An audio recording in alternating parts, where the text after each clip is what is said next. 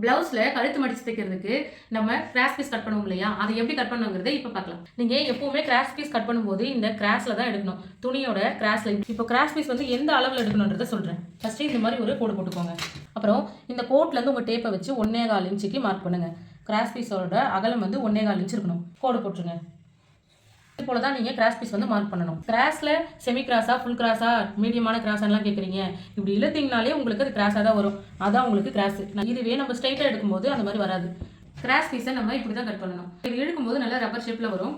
அதே மாதிரி கழுத்து நம்ம மடக்கி தைக்கும் போதும் இந்த இடம் எங்கேயுமே நம்மளுக்கு சுருக்கம் வராது. அதனால தான் கழுத்துக்கு கிராஸ் பீஸ் வச்சு திருப்புறோம். கிராஸ் பீஸ் வந்து நல்லா லென்த்தாக வேணும் இல்லையா, அப்போ எப்படி கிராஸ் பீஸ் ஜாயின் பண்ணணும். கிராஸ் பீஸை இந்த மாதிரி நேராக வச்சுட்டு இன்னொரு கிராஸ் பீஸை இப்படி வைக்கணும்.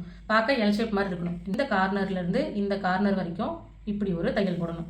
இப்படி போட்டுட்டு நீங்கள் திருப்பினீங்க அப்படின்னா அது வந்து ஸ்ட்ரெயிட் ஆகிடும். இந்த பீஸை கட் பண்ணி விட்டுடலாம். இந்த மாதிரி தான் நீங்கள் ஒவ்வொரு பீஸையும் ஜாயின் பண்ணணும். நமக்கு தெரிஞ்ச விஷயத்தை நம்ம மற்றவங்களுக்கு சொல்லிக் கொடுப்போம்.